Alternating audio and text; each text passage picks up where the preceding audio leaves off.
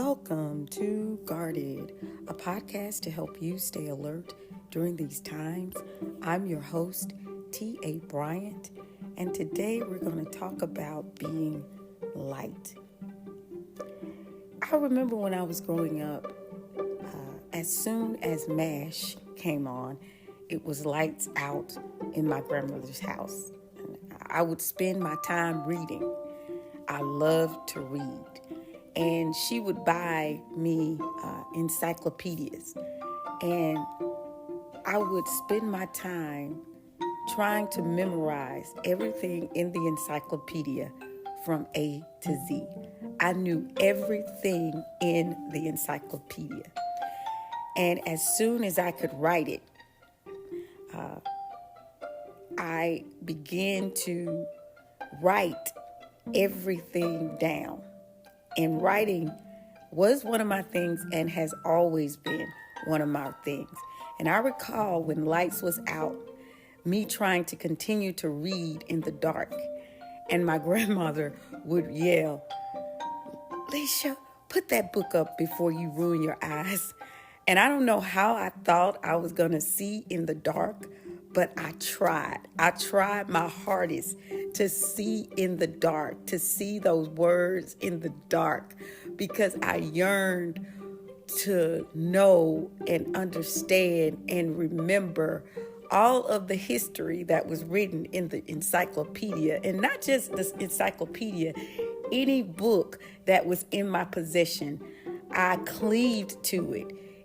If I had a pen and a piece of paper, I would just write all day.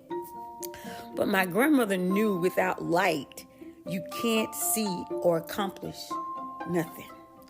And Jesus said, "You are the light of the world. A city that is set on a hill cannot be hidden, nor do they light a lamp and put it under a basket, but on a lampstand. And it gives light to all who are in the house."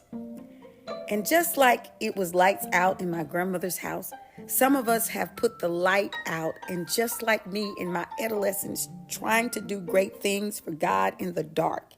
And he's saying, "My child, you've been given light. Turn it on so you can see, and so that they can see. And you won't ruin all that I have for you." See, my grandmother said you can ruin your eyes in the dark. And God is saying you can ruin your purpose trying to fulfill it in the dark.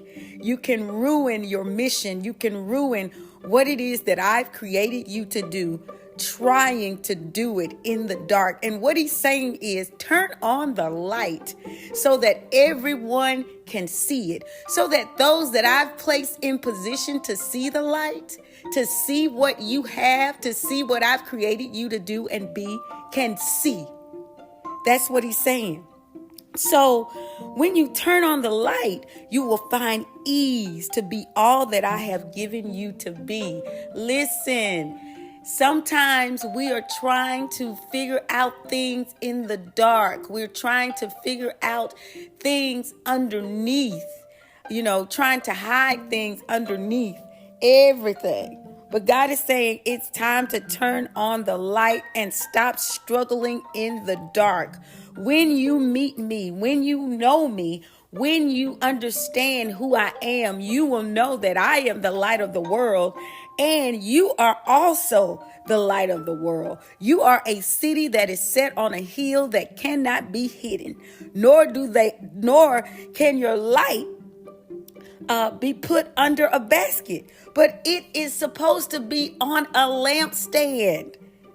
And it's supposed to give light to all who are in the house. Listen to me. Wherever you go, whatever you do, you are supposed to be standing boldly and giving people what it is that God has ordained you to do in this hour and in this season. Do not fumble in the darkness. Do not fumble in the night. Turn on your light so that everyone can see. the beauty I've created in you, the things that I've given you to do. It is time to turn on the light. Man, woman, child, God has given you gifts, but in order for the gifts to prosper, you need his light. Jesus. You need Jesus. You need light to see. Get the light, and you will not struggle in the dark, because it will give light to it all. Everything will become able to be seen once you turn on the light. Even in the beginning, God made it so when it was dark, when it was void, when he couldn't see, him and the Holy Ghost and Jesus, they stood there and the Spirit hovered over the darkness, and God just spoke, let there be light. Why? Because he couldn't see. He wanted to see what he needed to create. He wanted to see what it was that needed to be in the void, the dark, the desolate places. And just by the flickering of the light, it was turned on, and he could see what needed to be.